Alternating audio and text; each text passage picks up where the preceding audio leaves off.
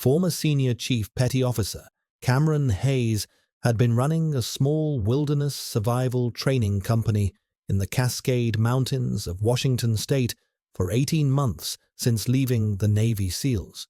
At 39 years old, Cameron hadn't retired due to physical injury or medical discharge.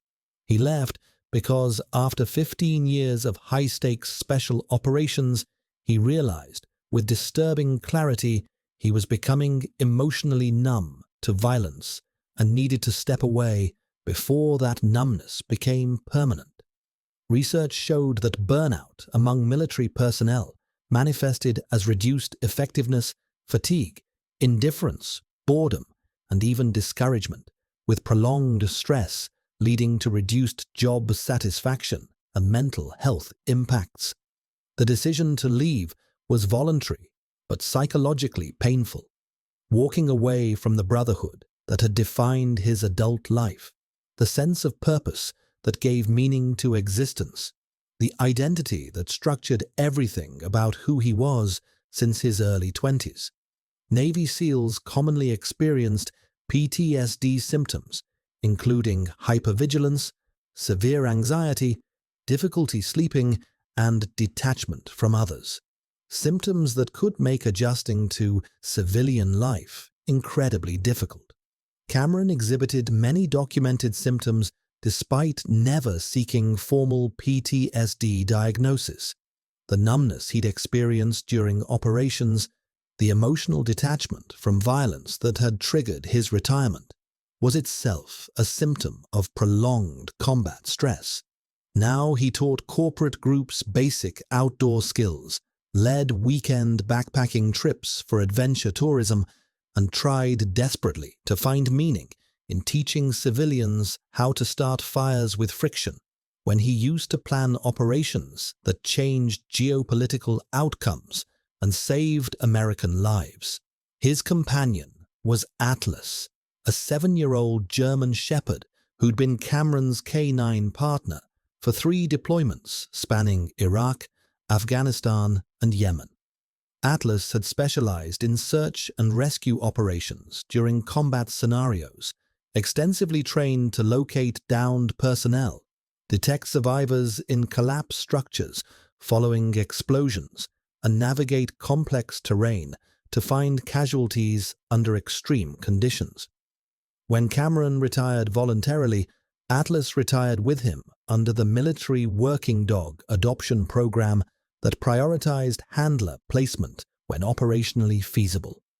German shepherds were renowned for their intelligence, loyalty, strong work ethic, and ability to maintain operational capabilities despite aging and retirement. The German shepherd still exhibited search behaviors constantly during their mountain hikes, alerting to distant scents on the wind, investigating unusual terrain features with tactical focus, maintaining the operational vigilance that had defined 8 years of military service. Cameron recognized the behavior but didn't redirect it. Atlas needed purpose as much as Cameron did, and if that purpose manifested as phantom searches on empty mountains with no actual casualties, it seemed harmless enough. On a cold November morning, when temperatures hovered in the low 30s and fog reduced visibility across the North Cascades, Cameron was leading a solo conditioning hike on a remote trail system, the kind of challenging terrain he used to maintain fitness between client groups. Atlas accompanied him off-leash as always, ranging ahead and behind with the disciplined freedom of a working dog who understood his boundaries and never violated handler trust. At approximately 0830 hours, 3 miles into the hike on a trail Cameron had run dozens of times for conditioning, Atlas suddenly broke established protocol. The German shepherd stopped abruptly on the trail, body rigid, exhibiting the focused intensity Cameron recognized immediately as detection alert. Cameron's tactical instincts activated instantly, despite 18 months of civilian life. Atlas didn't produce false alerts. 8 years of operational history across 3 combat deployments proved that conclusively. Cameron moved quickly to the dog's position and asked the question from their working days. "What do you have?" Atlas didn't bark or whine. Instead, he moved deliberately off-trail toward a steep ravine approximately 30 yards from the main path, navigating carefully down through dense brush and loose rock with the precision of a working dog, executing a trained search pattern toward a confirmed detection. 20 yards down the ravine slope, Atlas stopped beside what appeared to be a partially concealed depression in the terrain, obscured by brush and deadfall. Cameron approached carefully and saw what made Atlas alert. A woman, approximately mid-30s, partially hidden under brush and fallen branches, unconscious or potentially dead. She was wearing running clothes, athletic leggings, lightweight jacket, running shoes, completely inadequate for overnight exposure in November temperatures that had dropped to the low 30s. Blood was visible on her face and hands. Her positioning suggested she'd fallen or slid down the ravine slope and couldn't climb back up due to injury or disorientation. Cameron's combat medic training overrode everything else: civilian identity, retirement status, emotional numbness. He dropped beside the woman and began immediate assessment. Pulse, weak, thready, but present at approximately 50 beats per minute. Breathing, shallow, irregular, concerning. Core temperature, dangerously low through palpation. She was severely hypothermic. Injuries, significant head trauma with visible swelling and laceration suggesting concussion or worse. Possible broken wrist based on swelling and unnatural angle. Multiple abrasions consistent with a fall-down rocky terrain. This woman had been here for hours, possibly overnight, and would die without immediate medical intervention. Cameron performed rapid tactical assessment. The woman was in critical condition requiring hospital treatment he absolutely couldn't provide in the field, but moving her risked spinal injury if she had vertebral damage, and his current location was 3 miles from the trailhead with no cell service. His tactical decision: stabilize her here using available resources, protect her from further heat loss, then leave Atlas with her while he ran for the trailhead to call emergency services. It wasn't optimal by medical standards, but it was the only viable option when you're alone on a mountain with a dying casualty. Cameron removed his outer jacket and insulated layers, wrapping the woman carefully to slow heat loss. He used his emergency bivy sack from his pack to create additional insulation barrier. Then he gave Atlas the command from their deployment days: guard, stay. It was the specific command they'd used when Cameron had to leave casualties with Atlas while executing other mission objectives, trusting the German Shepherd to maintain protective position and alert if status changed. The dog understood immediately. Stay with this person, protect them, alert if their condition deteriorates. Cameron marked the location with bright surveyor's tape tied to nearby trees for search and rescue reference, photographed the GPS coordinates on his watch, and began running toward the trailhead. A 3-mile descent he needed to complete in under 30 minutes if this woman was going to survive hypothermia and traumatic injuries. Cameron reached the trailhead in 28 minutes, gasping and shaking from extreme exertion and adrenaline. Cell service connected. He called 911, provided precise GPS coordinates, described the casualty's condition in medical terminology, and outlined the terrain challenges search and rescue would face accessing the remote location.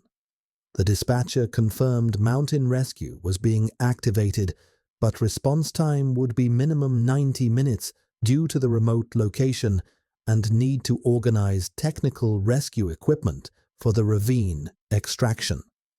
Cameron didn't wait at the trailhead. He grabbed his truck's emergency kit, additional blankets, a military-grade trauma kit, water, high-calorie food, and ran back up the trail at punishing pace. When he returned to the ravine site 40 minutes after leaving, he found Atlas maintaining position exactly as commanded, lying beside the woman with his body pressed against hers for warmth, a behavior Atlas had exhibited with wounded operators during deployment when maintaining body heat was critical for survival. The woman was still unconscious, but her breathing had improved slightly, likely due to the warmth Atlas provided during Cameron's absence.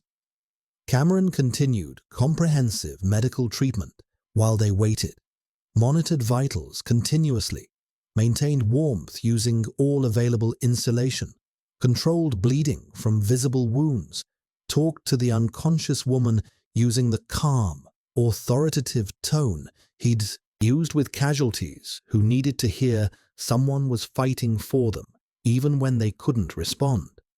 At 12:15 hours, Mountain Rescue arrived with technical rope equipment, a litter for extraction, and paramedics with advanced medical capabilities. The team leader, a veteran named Rodriguez, who Cameron knew from previous interactions during his survival training business, assessed the situation rapidly and made a statement that changed everything. "Your dog saved her life. Based on core temp we're reading and exposure duration, she wouldn't have made it another 2 hours maximum.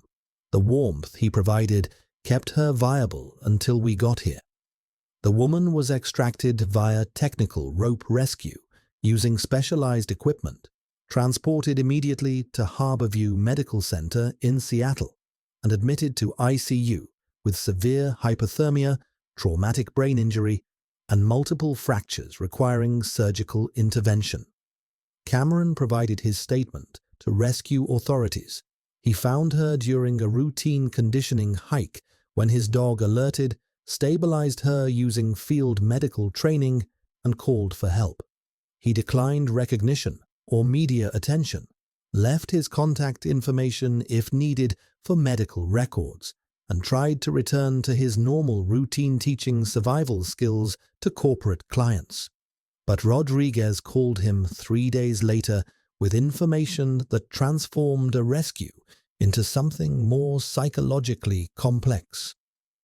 "The woman you found is Dr. Rachel Morrison," Rodriguez explained carefully. "Neuroscientist at UW Medical School. She went for an early morning trail run 4 days ago and never came home. Her husband reported her missing that evening. Search and rescue deployed immediately, but couldn't locate her. The terrain is massive, and she didn't have any tracking devices or phone signal. Officially, she was missing for 4 days. You finding her was... There's no statistical probability for that outcome. Your dog literally detected her presence from a trail 30 yards away from where she fell. That's exceptional capability." Cameron processed this information. Atlas found someone who'd been missing for 4 days in terrain vast enough that organized search efforts with multiple teams had completely failed. The dog's detection range, environmental conditions that would have significantly degraded scent, and the probability of Cameron choosing that specific trail on that specific day. The variables aligned in ways that felt less like coincidence and more like purpose, manifesting through partnership Cameron thought was functionally over when he retired. 2 weeks later, Cameron received a call from Rachel Morrison's husband, Dr. David Morrison, a trauma surgeon. "Rachel is conscious and recovering well. She wants to meet you and your dog. Would you be willing to visit?" Cameron agreed, uncomfortable with gratitude, but understanding the human need for closure after trauma.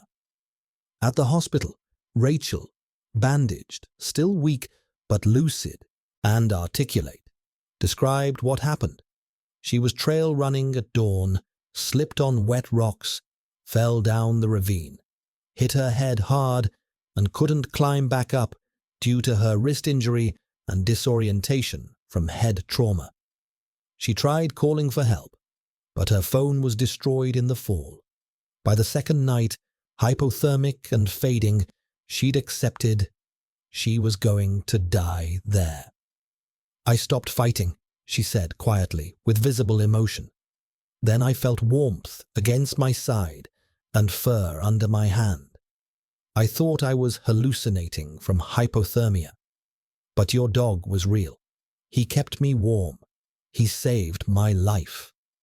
Cameron deflected with trained military humility. Atlas was just doing what he was trained for during deployments. Detecting casualties. "I'm glad we were there at the right time." But Rachel's response changed everything. "You weren't just there by chance. My husband says search teams covered that area 3 times with trained dogs. You found me on the 4th day because your dog detected something professional search teams missed. Why? What makes him different?" Cameron explained Atlas's background. Military working dog, specialized in combat search and rescue operations, trained to detect human scent through rubble, water, and complex terrain, retired when Cameron left the SEALs 18 months ago. Rachel's expression shifted to something Cameron recognized. Purpose, recognizing purpose. "So he's trained for this work but not doing it anymore because you retired, and you're running a survival training company instead of conducting operations because you left the military. Both of you still have your skills but no meaningful outlet for them. That's not retirement. That's just organized suppression of ability." The observation hit harder than Cameron expected because it was devastatingly true. He and Atlas were both performing at a fraction of their capacity, filling time with activities that didn't satisfy the training and instinct that had defined their partnership for 8 years. Rachel made an offer that terrified Cameron more than any combat operation. "I work with a non-profit, Pac West Search and Rescue. We're always looking for certified SAR dog teams. Your dog already has the skills from military service. You have the handling experience. You'd need civilian SAR certification, but your military background would significantly accelerate that process. Would you consider it?" Cameron's first reaction was immediate refusal. He left the SEALs specifically to avoid high-stakes operations where lives depended on his judgment and where emotional numbness could have fatal consequences. But Rachel countered with logic he couldn't easily dismiss. "You already made the judgment call that saved my life.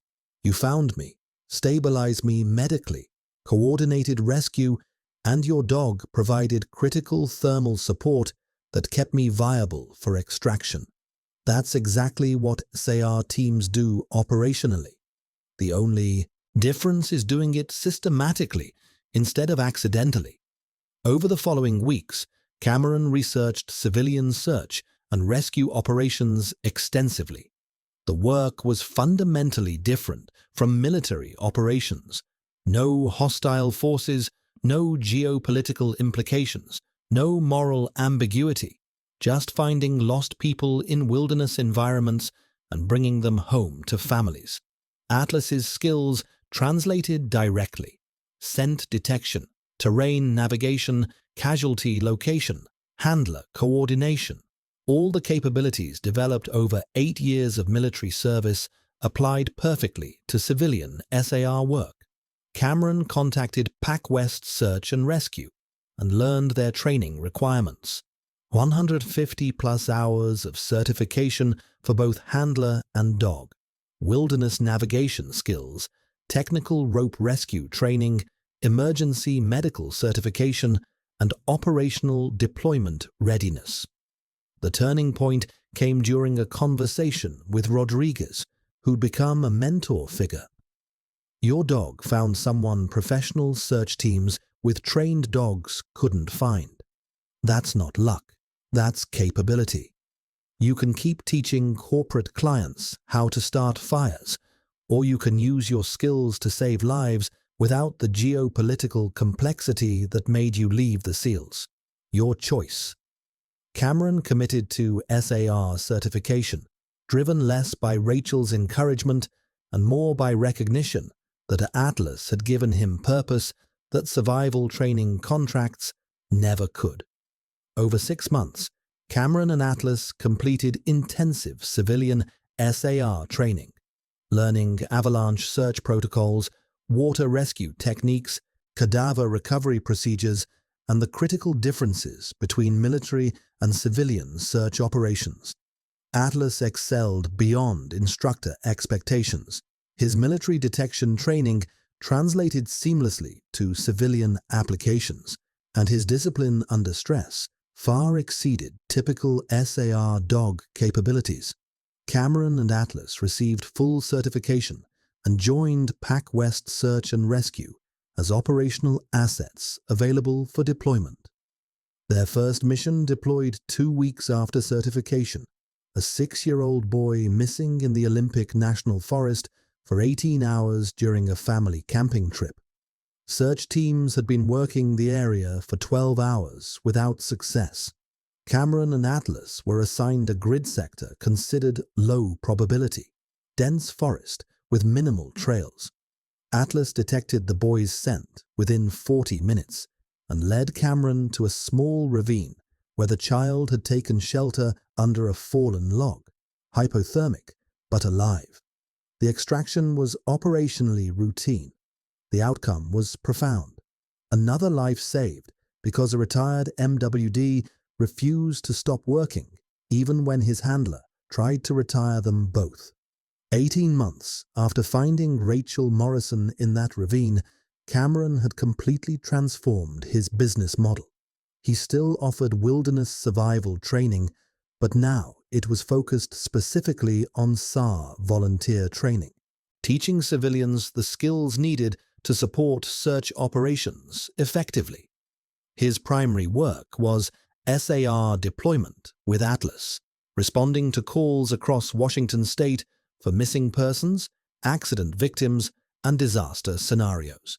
They'd completed 37 successful searches, with Atlas locating 21 individuals, 14 alive, 7 deceased, whose families gained closure they wouldn't have had otherwise.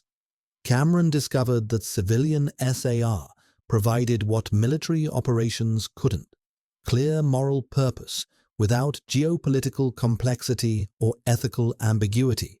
Every search was straightforward: find the lost, bring them home, reunite families. There was no ambiguity, no collateral damage, no ethical gray zones that required emotional numbness to manage. Just skill applied to unambiguous good. Atlas thrived in the work, exhibiting energy and focus that had completely disappeared during their survival training company phase. The German Shepherd was designed genetically and through training for search operations. Retirement had just been suppression of ability waiting for the right application.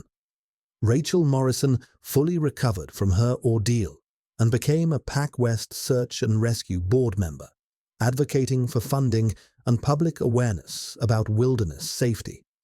She and Cameron developed a friendship built on shared understanding. Both had nearly lost their lives to circumstances beyond their control. Rachel to her fall, Cameron to the emotional numbness that would have consumed him if he'd stayed in the SEALs. And both found renewal through purpose that honored their skills without demanding their souls. 2 years after Atlas found Rachel in the ravine, Cameron and Atlas were featured in a documentary about civilian search and rescue operations titled Second Missions: Military Working Dogs in Civilian Service. During his interview, Cameron was asked the question everyone wanted answered. You left the Navy SEALs voluntarily after 15 years of exemplary service. Then you found a dying woman by accident during a conditioning hike. That accident became a career.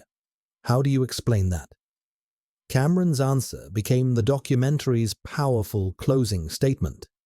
I didn't leave the SEALs because I couldn't do the work physically or tactically.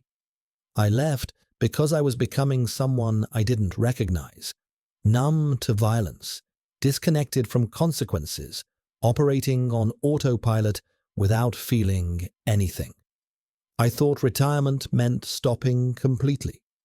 But Atlas taught me something better. Retirement from one mission just means availability for another. He found Rachel because that's what he was trained to do for 8 years. He kept finding people because I finally stopped trying to make him be something he wasn't. A pet. He's a working dog. I'm a working handler. We just needed to find work that saved lives without requiring us to become people we didn't want to be. The documentary ended with footage of Cameron and Atlas during a winter avalanche rescue, the German Shepherd navigating through deep snow with focused intensity, detecting a buried skier under 6 feet of packed snow, coordinating extraction that saved a life. Cameron's voiceover played over the imagery. Rachel asked me why Atlas detected her when professional search teams didn't. The answer is simple. Military working dogs are trained to find casualties in conditions that would overwhelm civilian dogs. Atlas spent 8 years finding wounded operators in combat zones under fire. Finding a trail runner in a ravine wasn't exceptional for him. It was Tuesday. The exceptional part was me finally recognizing that his retirement shouldn't mean his mission ends. It just means his mission serves different people with the same stakes: survival. 3 years after that November morning, Cameron had trained 6 other retired military working dogs for civilian SAR work, partnering them with handlers who understood that these dogs don't retire from working. They just need new missions that honor their training without demanding the trauma that came with military service. Atlas, now 10 and slowing with age-related arthritis, remained operational, completing 12 to 15 searches annually while mentoring younger SAR dogs through supervised deployment. Cameron also began speaking at military transition seminars, using his experience to help other veterans recognize that skills developed during service could find meaningful application in civilian contexts. I left the SEALs because I was burning out, he told one group.